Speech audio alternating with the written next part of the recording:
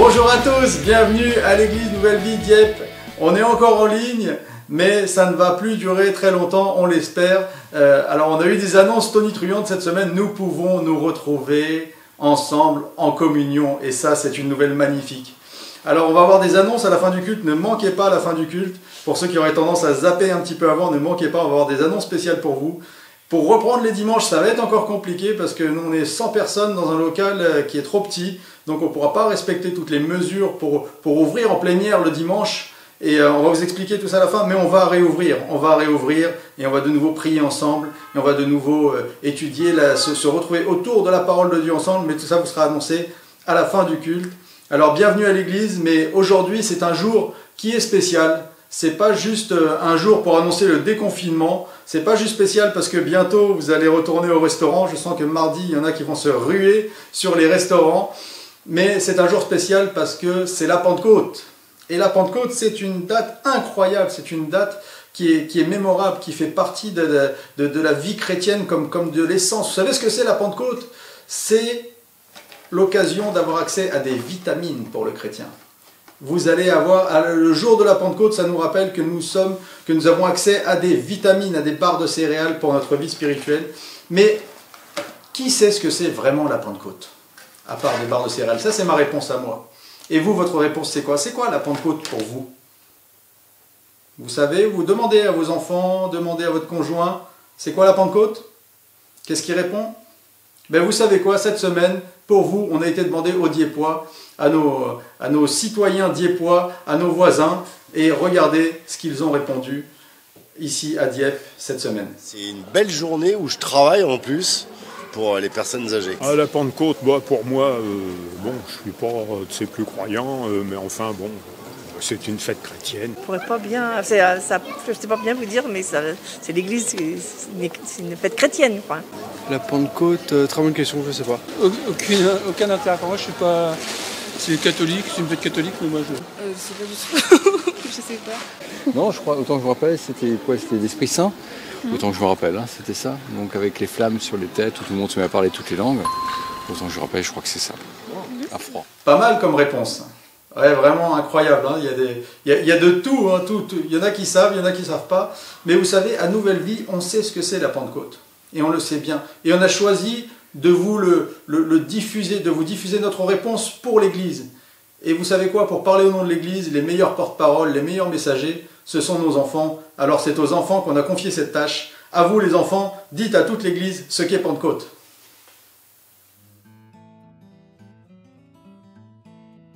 L'homme a péché.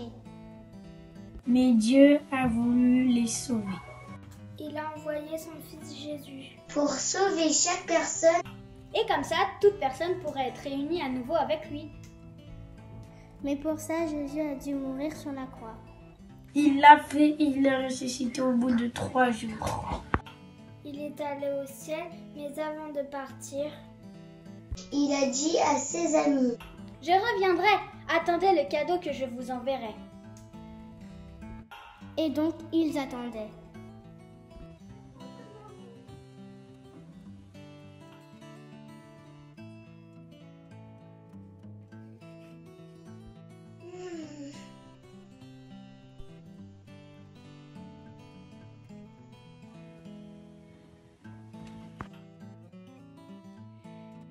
Jusqu'à une fête arrive, Pentecôte. Et pour cette fête, les personnes du monde entier arrivaient à Jérusalem. Les disciples étaient tous ensemble et priaient. Et tout d'un coup, un grand bruit et d'un vent violent. Beaucoup de personnes sont venues voir ce qui se passait.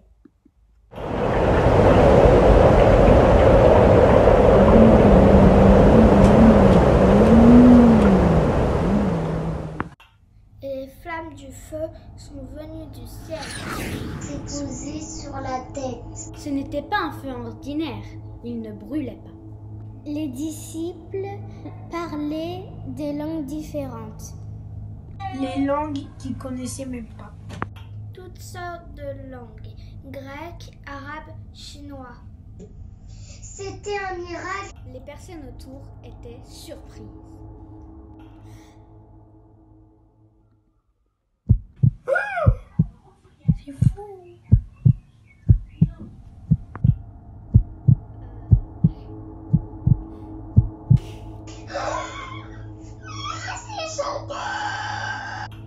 quelques-uns étaient un peu perplexes.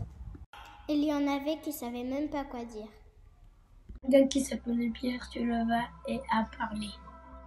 Il a rappelé l'histoire de Jésus et son plan pour sauver l'humanité. Beaucoup de personnes ont cru en Jésus. Ils ont cru aussi que c'est Jésus qui a envoyé le Saint-Esprit. Et avec, ils ont reçu une force extraordinaire. Et il peut nous l'envoyer aujourd'hui. Pour qu'on continue à répandre la bonne nouvelle de Jésus.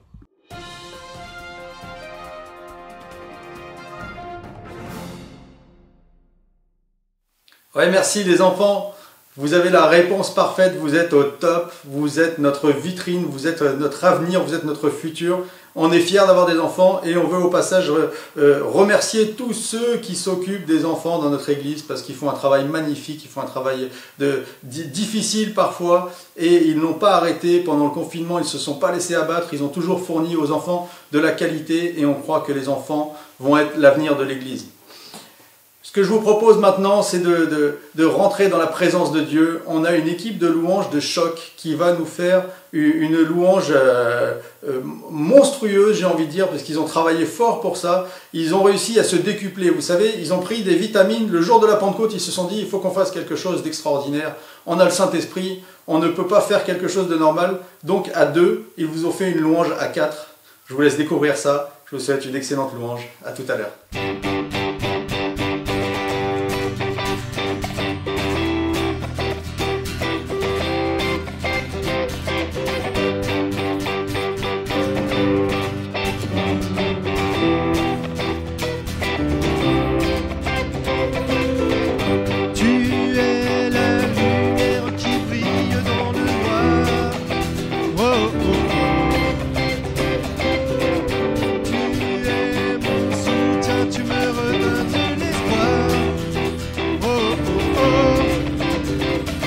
Je n'aurais pas honte de proclamer de tout être, je veux le déclarer. Christ est ma joie, Christ est ma joie. Je n'aurais pas peur, je ne sais pas peur plus haut. Pourquoi me taire quand mon âme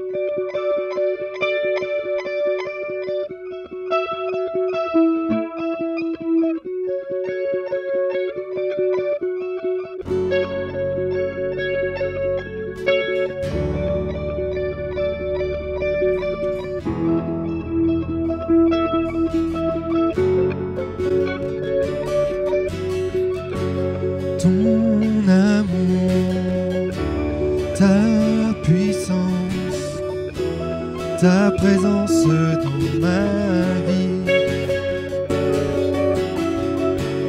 Ton amour, ta puissance, ta présence dans ma vie. Je veux t'adorer de tout mon cœur. Je veux t'adorer de toute mon âme. Je veux t'adorer de toute ma force, car tu es mon Dieu. Tu es mon Dieu.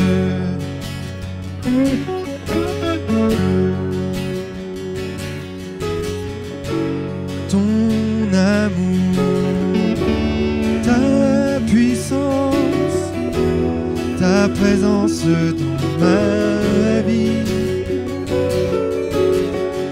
C'est ton amour, ta puissance, ta présence dans ma vie. Je veux t'adorer de tout mon cœur. Je veux t'adorer de toute mon âme. Et je veux t'adorer de toute ma force, car tu es mon Dieu.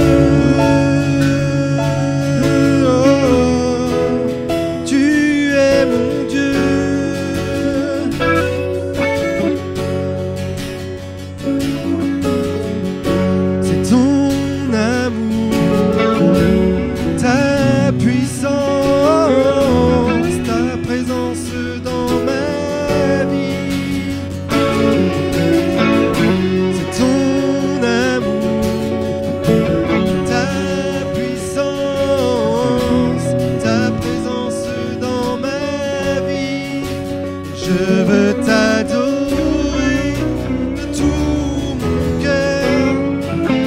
Je veux t'adorer de toute mon âme. Je veux t'adorer de toute ma force, car tu es mon Dieu.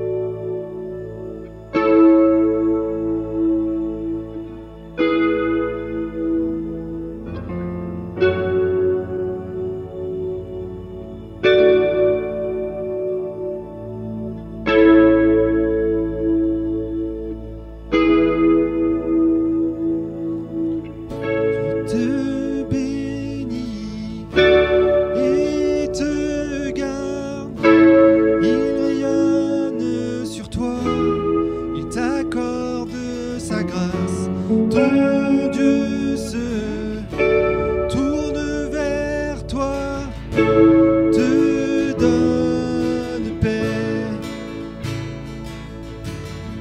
Dieu te bénit et te garde. Il rayonne sur toi, t'accorde sa grâce. Ton Dieu se tourne vers toi, te donne paix.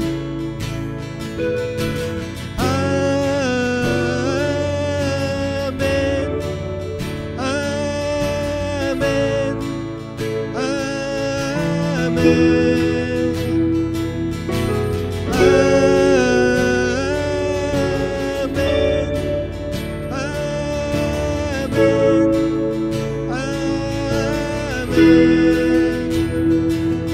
Sa faveur reste sur toi pour plus de 1000 générations, sur ta famille, tes enfants et les enfants.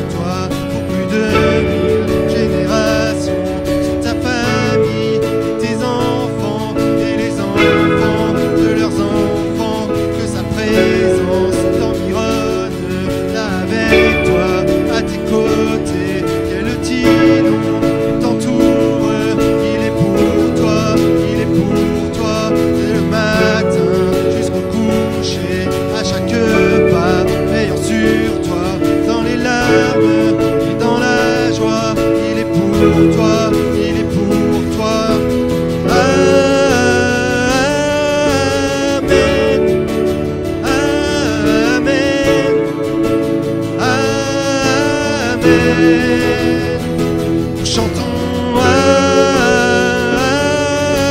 Amen, Amen, Amen. Que sa faveur reste sur moi, plus de 1000 générations, sur ma famille, mes enfants et les enfants de leurs enfants, que sa présence m'environne avec moi, à mes côtés, qu'elle m'inonde, m'entoure.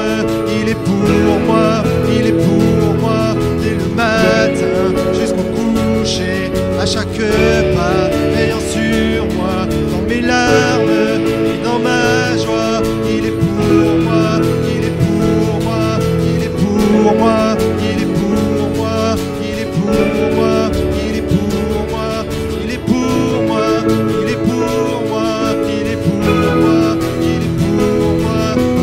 Amen, Amen, Amen. Nous chantons Amen, Amen, Amen. Nous chantons de gloire. Amen,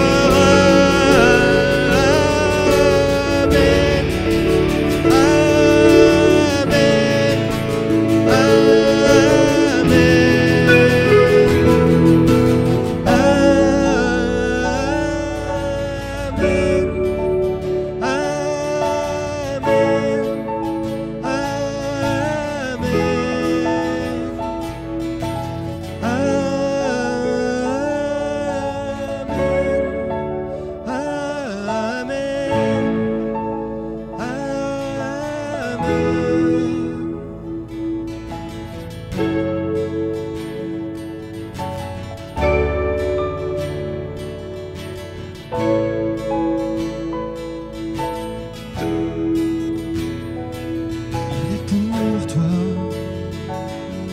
il est pour moi, il est pour toi, il est pour toi, il est pour toi, il est pour toi, il est pour toi, il est pour toi, il est pour toi, il est pour toi.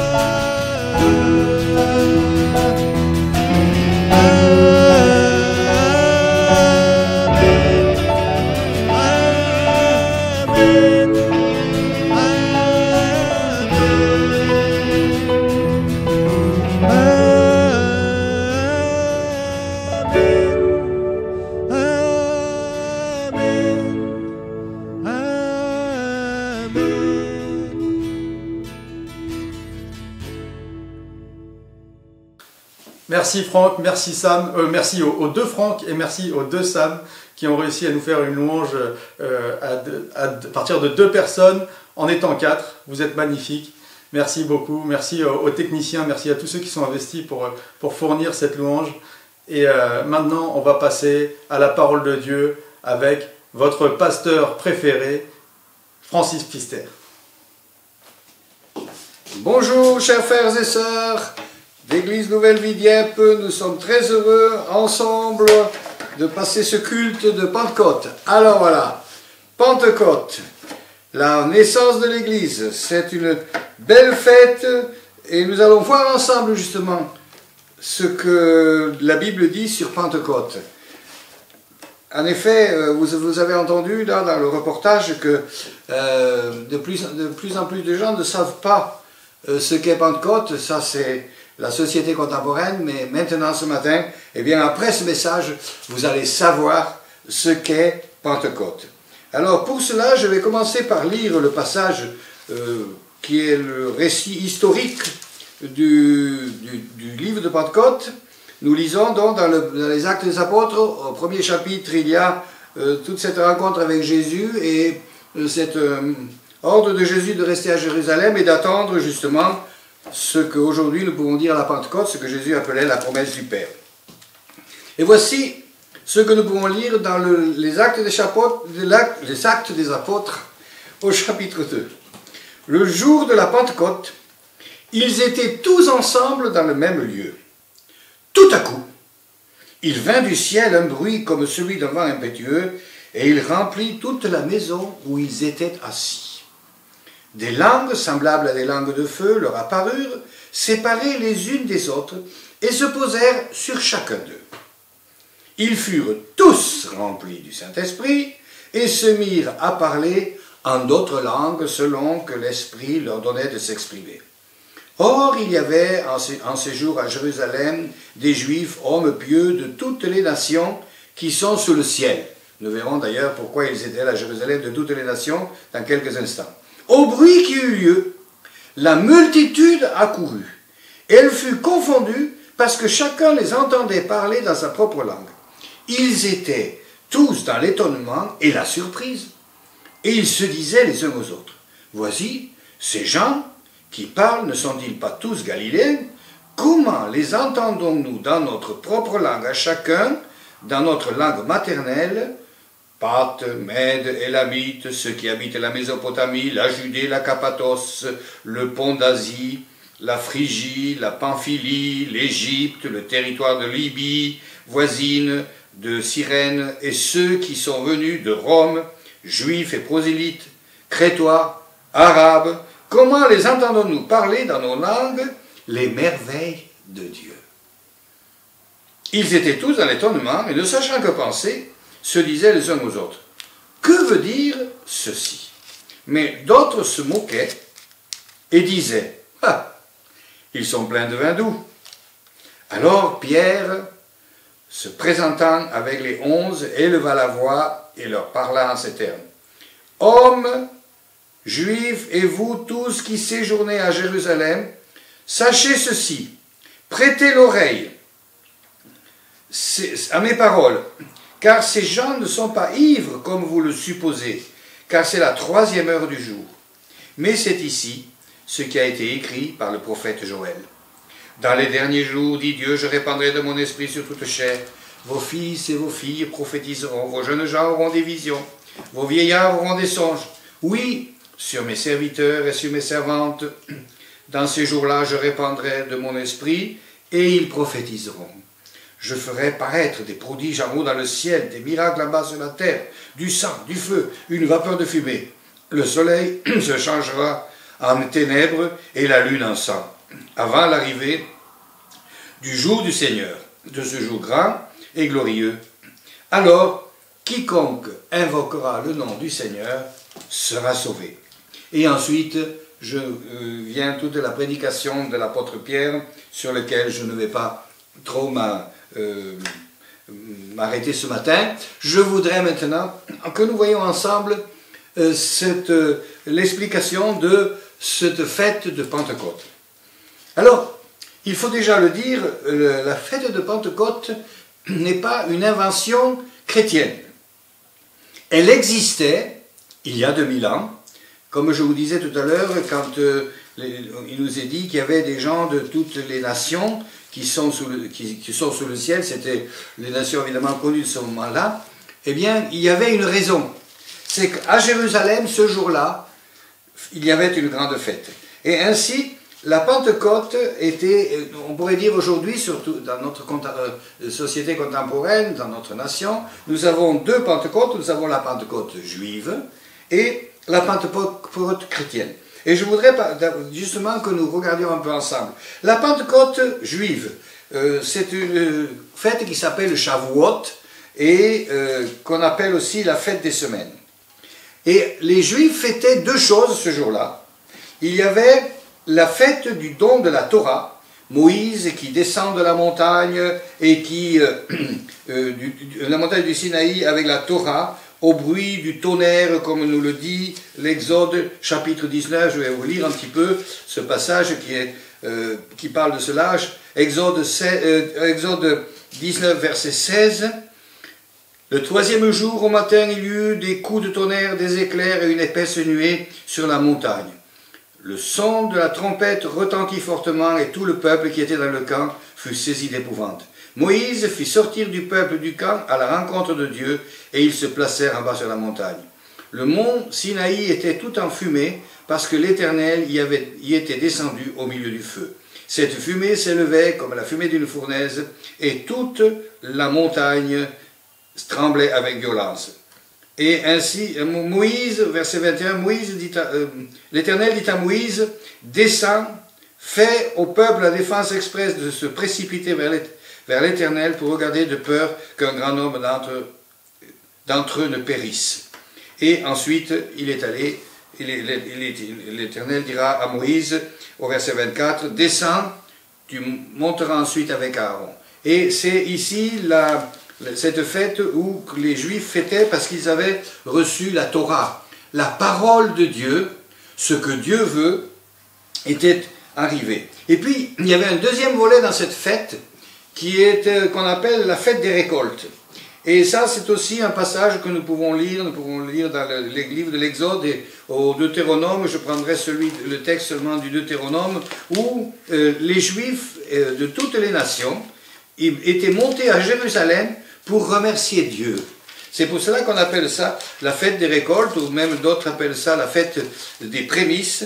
Nous lisons dans Deutéronome au chapitre 16, au chapitre 16, verset 9 et suivant, un commandement que Dieu a donné. « Tu compteras 7 semaines dès que la faucille sera mise dans les blés. Tu commenceras à compter 7 semaines, puis tu célébreras la fête des semaines, et tu feras des offrandes volontaires selon les bénédictions que l'Éternel ton Dieu t'aura accordées. Tu te réjouiras devant l'Éternel ton Dieu, dans le lieu que l'Éternel ton Dieu choisira pour y faire résider son nom. Toi, ton fils, ta fille, ton serviteur et ta servante. Tu te souviendras de la bénédiction de l'Éternel. » Et donc ici, nous voyons cette fête de Pâques juive, on se souvient, on venait apporter les prémices des récoltes parce que Dieu avait béni. Il faut savoir qu'il y a 2000 ans et plus, quand on était là-bas en Israël, il n'y avait pas de service de pompage, on ne pouvait pas transporter l'eau avec un hélicoptère pour arroser les cultures si jamais il n'y avait pas de pluie. Et donc, le peuple d'Israël savait combien c'était important de remercier Dieu quand on avait reçu, parce que il savait que s'il y avait une bonne récolte, c'est parce que Dieu avait béni au travers du beau temps. Ça, c'était la fête juive, je ne vais pas m'étaler de plus. Et puis, nous appelons ici maintenant la Pentecôte chrétienne. Alors, le mot Pentecôte vient du grec, c'est le chiffre 50 en grec, Pentecôtes, et en fait, comme nous le voyons aussi chez les Juifs, la fête des semaines, il fallait 7 semaines, c'est-à-dire c'est 50 jours après la Pâque. Pour les Juifs, la Pâque Pessah, pour les chrétiens, la Pâque, la résurrection. Et donc on est 50 jours après la résurrection, et c'est là, c'est d'où le mot Pentecôte, et c'est là que le Saint-Esprit sera répandu.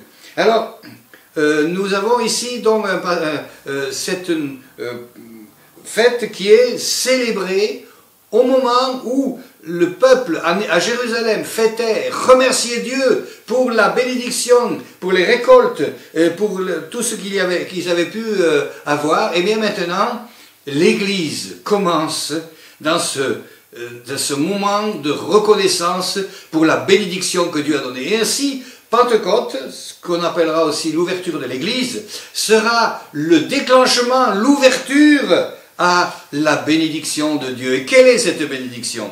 Chers frères et sœurs, vous et moi, nous sommes pardonnés pour nos péchés. Nous sommes purifiés de nos iniquités. Nous sommes transformés dans notre cœur par l'action du Saint-Esprit. Et là, d'ailleurs, il y a un symbole à Pentecôte avec les langues. Nous lisons dans le livre de la Genèse qu'à la tour de Babel, ce qui a divisé, dispersé l'humanité, c'était les différentes langues, ils ne sont plus compris. Et ici, à Pentecôte, il y a juste le contraire. Les différentes langues réunissent le peuple de Dieu, réunissent la vision divine, à tel point que même les spectateurs qui sont là, les gens qui viennent remercier Dieu, sont étonnés et disent « mais on les entend dire les merveilles de Dieu dans notre propre langue, alors que normalement ils ne savent pas cette langue. » Et ici nous voyons un grand symbole dans ce jour de Pentecôte, où le peuple de Dieu sera réuni et les langues sont un des événements qui vont aider. Alors Pentecôte, c'est la naissance de l'Église. Dans Matthieu 16, Jésus l'a annoncé lorsqu'il a eu ce débat avec Pierre, où il avait dit, qui dites-vous que je suis? Et Pierre lui dit, nous savons, tu es le Christ, le Fils du Dieu vivant. Et Jésus lui dit, sur cette confession, je bâtirai mon Église. Et l'Église de Jésus-Christ est bâtie maintenant. Sur ce fondement, Jésus-Christ est le Messie. Et dont Jésus l'avait annoncé, je bâtirai mon Église. L'Église a été annoncée. Alors on pourrait aussi voir dans ce passage, aussi dans les Actes des Apôtres, quand les apôtres, Jésus est ressuscité, et maintenant ils sont tout contents, les apôtres, ils se disent, voilà, maintenant Jésus va venir installer le royaume. C'est ce que nous pouvons lire dans le livre des Actes au chapitre 1er. Et d'ailleurs, il lui pose concrètement la question, les disciples, au verset... au verset 6, hein, en disant, est-ce que c'est maintenant que tu vas rétablir le royaume? Jésus dit, attendez, ça c'est pour plus tard. Pour l'instant, ça ce n'est pas le sujet qui vous intéresse, mais vous allez recevoir une puissance, le Saint-Esprit venant sur nous. Et ainsi, nous voyons qu'à Pentecôte, lorsque le Saint-Esprit est venu, il est venu une puissance. Et j'aimerais dire, Pentecôte, c'est le message de la puissance de Dieu qui transforme les vies. Et les Actes des Apôtres nous diront, voilà 3 dimensions sur lesquelles sera maintenant développée ou bâtie l'œuvre de Dieu sur la terre. Il y a d'abord le témoignage de la résurrection de Jésus, vous serez mes témoins. Ensuite, lorsque nous lisons les Actes des Apôtres, nous voyons dès le chapitre 3 que les apôtres auront aussi le don de guérir les malades, et ainsi l'Église, dans sa mission, doit témoigner de l'Évangile, et doit guérir les malades. Et la troisième chose que nous dit les Actes des Apôtres, qui est aussi une nouveauté de Pentecôte, c'est que la foi au Dieu vivant, créateur du ciel et de la terre, Yahvé, Jéhovah, comme on peut l'appeler, dans le nom que nous trouvons dans beaucoup de textes de l'Ancien Testament, eh bien, ce n'est plus maintenant seulement pour les Juifs, c'est aussi pour les non-Juifs. Et ainsi, Pentecôte est l'ouverture d'une nouvelle dimension sur la proclamation de l'Évangile sur toute la terre. Et puis maintenant, je voudrais continuer sur Pentecôte. Lorsque nous regardons la fête de Pentecôte, nous voyons de ce jour de Pentecôte avec l'effusion du Saint-Esprit, en fait, deux aspects de Pentecôte. Le premier, c'est l'événement de Pentecôte. Et le deuxième, c'est l'expérience de Pentecôte. Alors, le premier, c'est l'événement de Pentecôte, un événement qui a été annoncé. Pierre se base ici sur la prophétie de Joël. Et on pourrait rajouter celle d'Ézéchiel, où il est écrit « Je vous donnerai un cœur nouveau », etc. Mais cette prophétie de Joël, il y a 2000 ans, lorsque Pierre l'a lue, elle était intéressante parce qu'elle disait une partie de ce qui se passait. Mais quand on lit ce qui s'est passé à Pentecôte, je viens de vous lire le texte, et qu'on lit cette prophétie de Joël que nous trouvons dans le livre de Joël au chapitre 2, versets 28 à 32, et que cite d'ailleurs l'apôtre Pierre ici, il y a des événements assez, je dirais, presque ça fait peur. Presque ça fait peur. Et pendant longtemps, on pouvait discuter sur est-ce que Pierre a bien fait de choisir ce passage de Joël, et puis à Pentecôte, il n'y a pas eu tout ça, etc.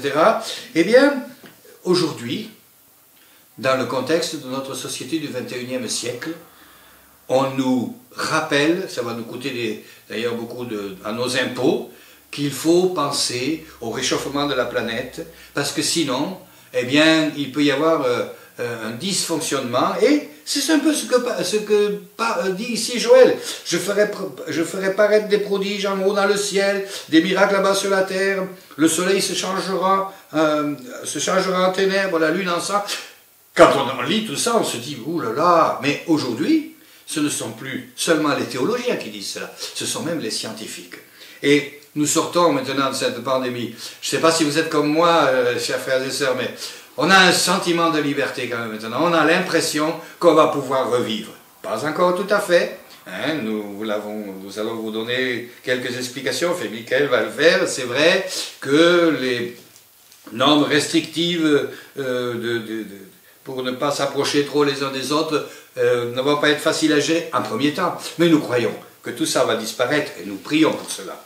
Et donc, nous voyons ici que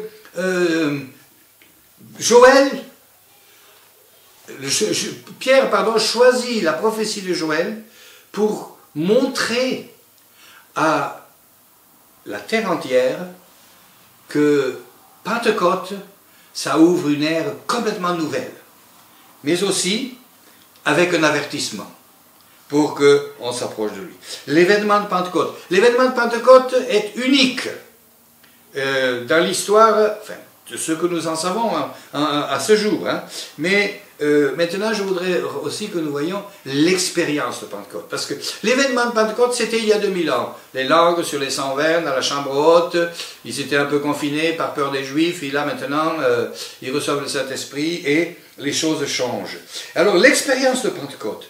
Et cette expérience de Pentecôte, nous devrions la vivre, et j'espère que dans notre vie d'église, dans les semaines, dans les mois, dans les années qui viennent, nous allons pouvoir aussi nous approprier ces bénédictions dont il est question ici. Nous voyons ici dans l'expérience de Pentecôte, les disciples reçoivent le don de parler en langue. C'est aussi possible pour nous de recevoir le don de parler en langue. Ils reçoivent une force intérieure. C'est aussi possible pour nous de recevoir une force intérieure. Ils reçoivent le courage qui leur a manqué lors de la crucifixion. C'est possible pour nous aussi de recevoir un courage que nous n'avions pas avant. Ils se présentent devant un peuple surpris, incrédule, et témoignent avec force, courage et conviction que Jésus-Christ est ressuscité. C'est possible pour nous aussi de recevoir cette force et ce courage pour proclamer que Jésus-Christ est ressuscité. Et puis il nous est encore dit, ils reçoivent une puissance, c'était dans la promesse de Jésus, dans Actes 3,6, vous recevrez une puissance et vous serez mes témoins. Et c'est possible aussi pour nous de recevoir cette puissance. Et cette puissance, elle va se manifester très vite, au chapitre 3, lorsque Pierre et Jean vont prier au temple. Un paralytique qui était là depuis longtemps. Je ne sais pas s'il avait aussi vu Jésus passer. En tout cas, il est là et il se dit, maintenant je les arrête, eux, il faut qu'ils me guérissent. Et nous lisons, Pierre passe et le paralytique leur dit, donnez-moi des sous. Comme on a ça aussi un peu dans notre rue piétonne à Dieppe, n'est-ce pas? Et Pierre leur dira, mon pauvre ami, je n'ai ni argent ni or, mais j'ai quelque chose, la puissance. Lève-toi et marche. Et il se leva et il marcha. Et d'ailleurs, cette histoire de Pierre nous montre aussi ce qui arrive quand le Saint-Esprit est envoyé. Et j'aimerais, dans ma deuxième partie de ce message, justement parler de ce qui arrive quand le Saint-Esprit est envoyé. Alors, dans le livre de Zacharie, au chapitre 4, verset 6, dans l'Ancien Testament, il nous dit « Ce n'est ni par force, ni par puissance, mais c'est par mon esprit, dit l'Éternel des armées. » On le chantait ça quand j'étais jeune encore, c'était un bon vieux cantique. « Ce n'est ni par force, ni par puissance. » Eh bien, nous chantions ce chant, mais c'est par l'Esprit de Dieu. Et là, nous voyons que cette prophétie s'accomplit. Quand le Saint-Esprit est envoyé, les choses changent. Dans ce monde qui vit dans l'immoralité, la décadence, l'indifférence spirituelle, la tiédeur par rapport à Dieu, il y a une bonne nouvelle. Le Saint-Esprit vient transformer nos vies et peut venir transformer la vie de ces gens-là. D'ailleurs, Jésus le dira dans l'évangile de Luc au chapitre 4, « L'Esprit du Seigneur est sur moi pour annoncer une bonne nouvelle, pour proclamer... » Nous lisons ça dans Luc 4, comment Jésus lui-même commence son ministère. Et c'est à cela que nous sommes aussi invités. L'Esprit du Seigneur est sur moi parce qu'il m'a oint pour annoncer une bonne nouvelle aux pauvres. Il m'a envoyé pour guérir ceux qui ont le cœur brisé, pour proclamer ceux qui sont captifs, les aveugles le recouvrement de la vue, renvoyer libres les opprimés. Et ce pouvoir que Jésus ici donne dans Luc 4, à Pentecôte, les disciples l'ont reçu. Et quand les disciples l'ont reçu, ils l'ont transmis. Et maintenant, nous sommes au 21e siècle, bientôt 2000 ans après cet événement, et nous pouvons aussi recevoir cette puissance. Dans Marc 16, 17, il est écrit « Voici les miracles qui accompagneront ceux qui auront cru. En mon nom, ils chasseront les démons. En mon nom, ils guériront les malades. Ils parleront des langues nouvelles. » Donc nous voyons aussi dans l'évangile de Marc comme quoi c'est quelque chose qui est aussi pour nous aujourd'hui. Et j'aimerais dire, Pentecôte, pour moi, dans cet événement, est une des pensées fortes que j'aimerais relever pour terminer ce message, c'est Pentecôte change nos cœurs. Pentecôte change nos cœurs par la puissance du Saint-Esprit. Nous recevons la puissance du Saint-Esprit. Et nous ne pouvons pas continuer à être des religieux qui sont contents de lire tel passage, de lire les psaumes. Non, il faut que nous allions maintenant dans la recherche de cette puissance que Dieu nous a mis à disposition. Prenons-le. Chers frères et sœurs, j'aimerais que nous puissions vraiment nous concentrer là-dessus. Dans 1 Corinthiens chapitre 5 et verset 17, il est dit, si quelqu'un est en Christ, il est une nouvelle créature, toutes choses changent. Et l'exemple de Pierre est un exemple de comment la puissance de la dynamis, pour employer le terme grec ici que nous lisons dans le livre, dans le récit de Pentecôte, comment cette puissance peut agir. Nous avons un Pierre qui a été 3 ans avec Jésus, qui a été très bien et parfois très nul, comme nous. Ah, vous allez me dire, oh non, peut-être toi, mais pas nous. Bon, je laisse ça à disposition. Mais moi, je continue à dire, comme nous. Parfois brillant, parfois nul. Spirituellement, évidemment. Hein. Et puis, nous lisons après le pire. Quand il y a un moment difficile, où il faut se mouiller, où et là, d'ailleurs, c'est intéressant, Pierre suit de loin. Quand on suit de loin Jésus, on n'a pas la force. Le jour où on est placé devant la tentation. Et là, une servante, je ne sais pas comment on pourrait dire, qui faisait le ménage du grand prêtre. Elle lui dit, dis donc, t'es pas de cela. Et toute sa force, tout son courage descend dans les talons et il reniera Jésus. Et là maintenant, Pentecôte est passé par là. Il reçoit le Saint-Esprit. Il se lève quand il entend ces gens-là, et ils sont allés au Portugal acheter du Porto, hein, on pourrait dire ça comme ça aujourd'hui, hein. Ils ont fait la fête pendant toute la nuit, alors qu'on devrait aimer Dieu, et Pierre leur dira, attendez messieurs, mesdames et messieurs, vous n'avez pas compris que nous ne sommes pas des gens qui ont abusé du vin doux, nous ne sommes pas des gens qui ont fait tel, nous sommes comme vous, venus remercier Dieu pour ce qu'il nous a donné. Mais nous avons reçu une puissance. Et là, il va se lever, il va avoir le courage de prendre le risque, de dire même, à un moment donné, dans son message, nous lisons cela dans le message de Pierre, je vous ai dit tout à l'heure que je ne vous lirai pas, parce que ce n'est pas le sujet central de mon message ce matin, mais lorsque nous lisons dans les actes, dans le récit de la prédication de Pierre, il leur dit, « Hommes Israélites, écoutez ces paroles. Jésus de Nazareth, cet homme à qui Dieu a rendu témoignage devant vous, par les miracles, les prodiges et les signes qu'il a opérés par lui, au milieu de vous, comme vous le savez vous-même. Cet homme, livré, selon des desseins arrêtés et selon la préscience de Dieu, vous l'avez crucifié, vous l'avez fait mourir. Vous êtes des gens qui ont mal agi envers lui. Dieu l'a ressuscité. » Paul va oser dire ça, alors qu'il va dire ça devant une foule. Ils auraient pu le lyncher. Non, là maintenant, la puissance de Dieu est là. Et j'aimerais terminer en disant, chers frères et sœurs, soyons ouverts à recevoir cette puissance. Pentecôte, la puissance de Dieu qui descend sur la terre, sur son peuple, qui crée l'Église, et l'Église de Jésus-Christ du 21e siècle, qui reçoit et qui vit dans la puissance du Très-Haut. Et cette puissance, elle a transformé Pierre. Elle a transformé Saul de Tarse, qui étaient animés de violence, de haine, qui voulaient persécuter. Oh, on a eu ça maintenant dans notre pays aussi, avec cette église de Mulhouse, où tout le monde s'est ligué, même les autorités, même un ministre de la République a osé dire une fake news en plus. Hein. Pour un ministre, c'est pas bien. Hein. Mais ça, c'est ce que nous enseigne l'histoire. L'Église, elle a toujours été la cible des grands de ce monde qui ne veulent pas de Jésus.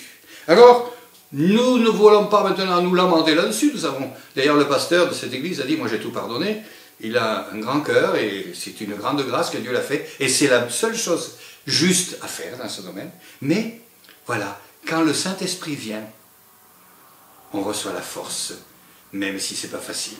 Alors je vais m'abstenir, mais j'avais aussi toute une liste de l'Ancien Testament, de Joseph, quand le Saint-Esprit est venu sur lui, comment il a réussi à accomplir la vision qu'il avait reçue en tant que jeune homme, comment Moïse, qui conduira le peuple de Dieu et qui sera aussi conduit par le Saint-Esprit, comment Josué, qui par la force du Saint-Esprit gagnera une bataille, comment David fut oint par le Seigneur, et comment il est devenu un grand roi selon le cœur de Dieu, comment Gédéon, en sonnant de la trompette, gagne la bataille, comment Samson rompra les liens et se délivrera, etc., etc. Quand l'Esprit de Dieu descend sur nous, nous devenons forts en Christ. Nous devenons une autre personne. Et c'est ce que maintenant nous devons vouloir et continuer à rechercher, être transformés par la puissance de l'onction du Saint-Esprit qui est venu à Pentecôte.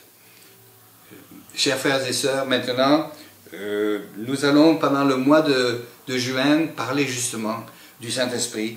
Nous allons voir ensemble, et ce sera les études bibliques, parce que c'était mon dernier point que je ne vais seulement que citer, mais qu'on va continuer. Préparons-nous à recevoir la puissance de Dieu. Et nous allons voir le baptême du Saint-Esprit, les dons spirituels, les 4 mardis qui viennent, nous allons ensemble étudier ces choses. Et chers frères et sœurs, quand la liberté totale sera revenue pour nous, quand ce virus ne sera qu'un mauvais souvenir, il faudra que l'Église, comme à Pentecôte, sous la puissance du Saint-Esprit, se lève et proclame Jésus-Christ est ressuscité, il change nos vies, il guérit nos malades, il nous bénit, il donne la paix du cœur et il les vient au secours de ceux qui sont malheureux. Que le Seigneur nous bénisse. Soyons joyeux d'être dans cette Église où Dieu agit par son Saint-Esprit au XXIe siècle. Amen. Merci Francis pour ce message. On va passer maintenant à la Sainte Seine. Et le repas du Seigneur, vous savez, une Sainte Seine le jour de Pentecôte, il faut appuyer sur la vérité de ce message qui est que nous avons à l'intérieur de nous les champs du possible, que l'impossible n'existe plus parce que les chrétiens prennent du pain et du vin, prennent le corps de Christ et le sang de Christ. Vous savez, souvent on aurait tendance à prendre la Sainte Seine en disant ça y est, je suis pardonné de mes péchés, ça va mieux. Mais c'est pas ça le but de la Sainte Seine. Je crois que Jésus voulait profondément qu'on comprenne que nous prenons Jésus en nous, nous prenons son esprit, nous prenons sa puissance. Et on va lire une histoire qui s'est passée à Éphèse alors que les chrétiens se répandaient, alors que l'apôtre Paul, qui s'était lui-même converti par la puissance de Dieu, traversait la Turquie, arrive dans une ville qui s'appelle Éphèse. Et là, il arrive et il trouve 12 chrétiens qui n'avaient pas encore compris la puissance du message de Jésus, qui avaient connu Jésus, qui avaient connu cette repentance, qui avaient connu ce choix de dire « oui, je suis pécheur, je me repens », mais qui n'avaient pas compris l'essence de la puissance que ça comportait. Et on trouve ça dans les Actes des Apôtres au chapitre 19. Pendant qu'Apollos était à Corinthe, Paul, après avoir parcouru les hautes provinces de l'Asie, arriva à Éphèse. Ayant rencontré quelques disciples, il leur dit « Avez-vous reçu le Saint-Esprit quand vous avez cru ?» Ils lui répondirent « Nous n'avons même pas entendu dire qu'il est un Saint-Esprit. » Mais il dit « De quel baptême avez-vous été baptisés ?» Et ils répondirent « Du baptême de Jean. » Alors Paul dit « Jean a baptisé du baptême de repentance, disant au peuple de croire en celui qui venait après lui, c'est-à-dire en Jésus. Sur ces paroles, ils furent baptisés au nom du Seigneur Jésus.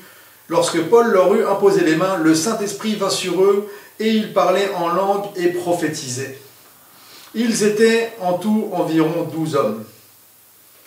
Il y avait 12 hommes, 12 chrétiens dans cette ville, qui avaient compris la repentance, qu'il fallait se... Mais là, ils ont reçu Jésus en réel, Jésus en Sainte Seine. Ils ont pris Jésus à l'intérieur d'eux et le Saint-Esprit est tombé sur eux. Et vous savez ce qui s'est passé dans cette ville?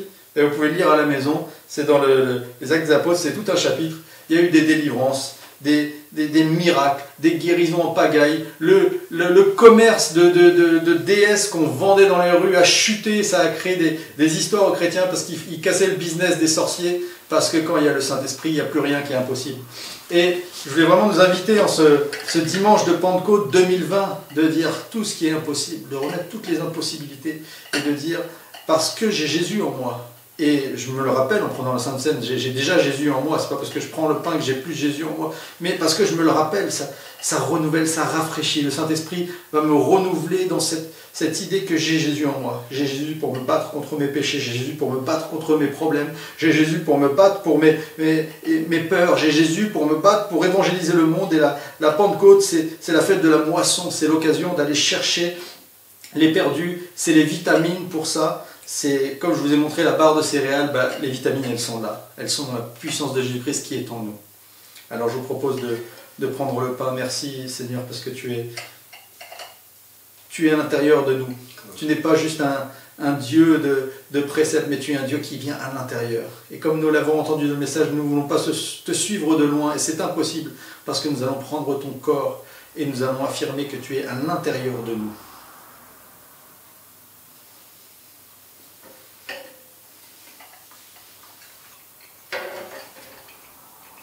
Merci parce que tu as, à travers ton sang précieux, l'antidote à toutes nos failles, à tous nos échecs. Et nous pouvons, grâce à ton sang, toujours repartir, ne jamais dire c'est terminé, il n'y a plus rien pour moi. Le sang de Jésus nous purifie, nous purifiera toujours.